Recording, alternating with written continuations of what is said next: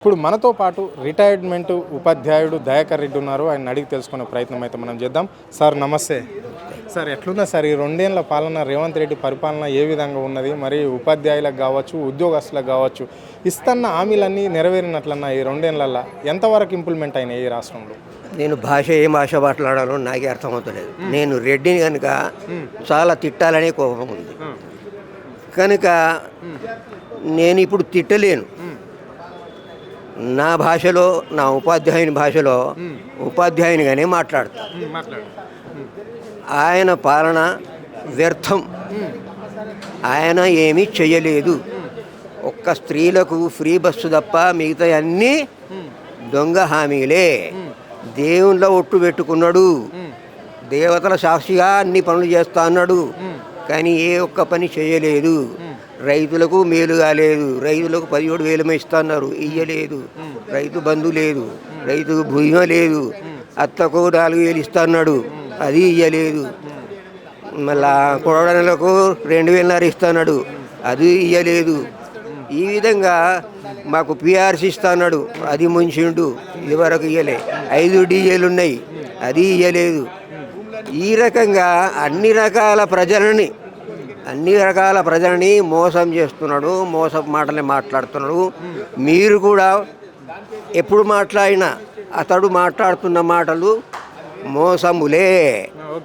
మోసం తప్ప వేరే మాట్లాడు, అబద్ధం మాటలు మాట్లాడు తప్ప నిజమైన మాటలు అతడు ఎన్నడూ మాట్లాడు.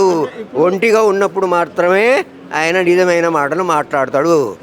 సార్ ఇప్పుడు ఉద్యోగస్తులకు డిఏలు కావచ్చు, పిఆర్సీలు కావచ్చు, ఎన్ని బకాయిలు ఉన్నది ప్రభుత్వం, ఎన్ని ఇంప్లిమెంట్ చేస్తామని అధికారంలోకి వచ్చారు. ఇక్కడ రాష్ట్ర ప్రభుత్వం ఎన్నికల మేనిఫెస్టోలో ఎంప్లాయీస్కు ఎన్ని డిఏలు ఇస్తామన్నది, ఎన్ని ఇంక్రిమెంట్లు పెంచుతామని చెప్పారు, ఎన్ని పిఆర్సీలు ఇంకా మీకు బకాయిలు ఉన్నాయి. దానికి మళ్ళీ రిటైర్డ్ అయిన వాళ్ళకి బెనిఫిట్స్ అన్నీ ప్రభుత్వం ఇస్తున్నదా సకాలంలో? ఇంతవరకు ఆయన డిఏలు మొత్తం ఇస్తామని చెప్పడం జరిగింది.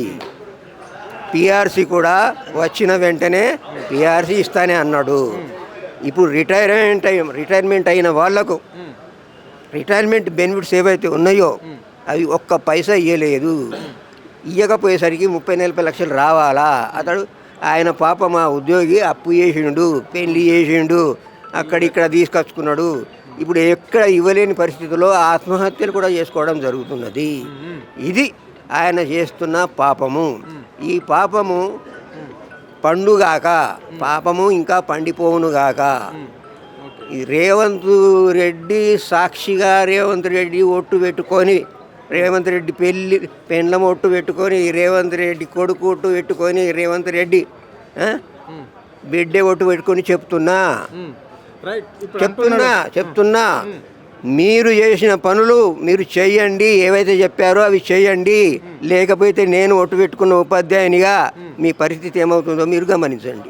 ఇప్పుడు వచ్చేది ఇంకా 10 సంవత్సరాలు కూడా మా ప్రభుత్వం ఉంటుంది అని చెప్పేసి కూడా ఆయన ధీమా వ్యక్తం చేస్తున్నాడు. ఎందుకంటే ప్రజలకు ఏదైతే 6 గ్యారెంటీలు అన్నామో, ఏదైతే మా ఎన్నికల మేనిఫెస్టోలో ఏదైతే పెట్టినామో యావత్ ప్రజలకు వివిధ వర్గాలకు కూడా అన్నీ మేము అందిస్తున్నాం. కాబట్టి గెలిచేది మేమే, రాసి పెట్టుకోండి, కేటీఆర్ అంటుంటాడు ఎప్పుడు. దీన్ని ఎట్లా చూస్తారు మీరు?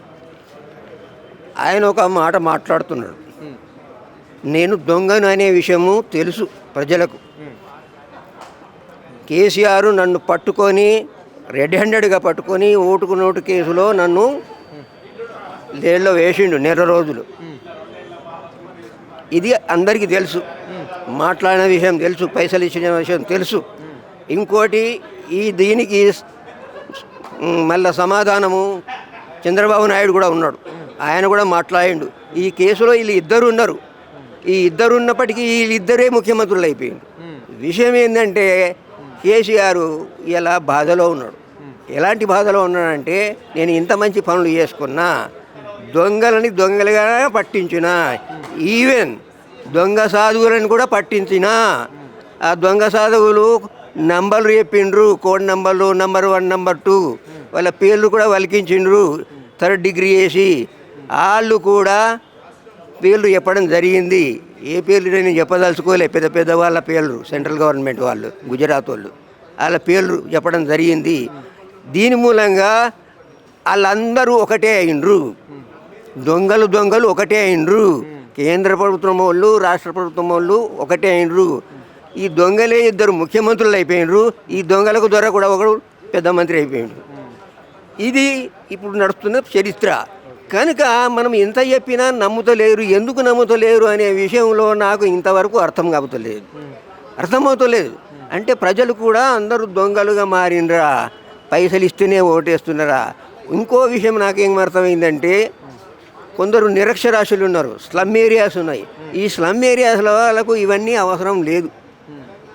వాళ్ళకు ఏ పథకాలు అందుతలేవు, ఏ వృద్ధాప్య పెన్షన్ ఏ పథకాలు సరిగా అందుతలేవు. వాళ్ళకి ఇచ్చిన 5,000 ఒక బాటలు ఒక బిర్యానీ సరిపోతున్నది. వాళ్ళకు డబ్బులు ఇవ్వడం మూలంగా వాళ్ళు ఓట్లు వేస్తున్నారేమో అని అనుమానం ఒకటి వస్తుంది తప్ప, మిగతా తెలిసిన వాళ్ళు, చదువుకున్న వాళ్ళు, టీవీలు చూసిన వాళ్ళు మాత్రము కేసీఆరే దేవుడని నమ్ముతారు. ఇది పరిస్థితి. ఒక ఉపాధ్యాయుడు కూడా మనకు చెప్పడం అనేది అయితే జరిగింది. అంటే రేవంత్ రెడ్డి పరిపాలన తీరు ఏ విధంగా ఉందో ఆయన మాటల్లో చెప్పాడు. అంటే ఇక్కడ కేవలం రేవంత్ రెడ్డి డబ్బును నమ్ముకున్నాడు, మందును నమ్ముకునే ఇక్కడ పరిపాలన చేస్తున్నాడు. ఏదో విక్రి సెక్షన్లో అక్కడిక్కడ ఉండే వాళ్ళకు, పేద ప్రజలకు అంటే ఓటు విలువ వాళ్ళకి తెలియక రేవంత్ రెడ్డిని నమ్మి ఓటేసి ఆయనను గెలిపిస్తున్నారు అని చెప్పేసి ఆయన స్పష్టంగా చెప్పడం జరిగింది. యావత్ ప్రజల మట్టి కొట్టిన ఘనత ఈ కాంగ్రెస్ పార్టీకి దక్కుతుంది, అది రేవంత్ రెడ్డికే దక్కుతుంది అని చెప్పేసి కూడా ఆయన చెప్తున్నాడు. ఎందుకంటే ఇప్పటి వరకు రిటైర్మెంట్ అయిన వాళ్ళకి కూడా వాళ్ళ బెనిఫిట్స్ ఇవ్వడం లేదు. సో మళ్ళీ వాళ్ళ పిఆర్సీలు కూడా ఉద్యోగంలో కొనసాగే వాళ్ళకి ఇవ్వడం లేదు. ఇష్టంకి వచ్చినట్లు ఆయన నోటికి ఏదొస్తుంది ఉద్యోగస్తుల పైన చిన్నగా మాట్లాడమే ఒక లక్ష్యంగా పెట్టుకున్నాడు ఈ రేవంత్ రెడ్డి.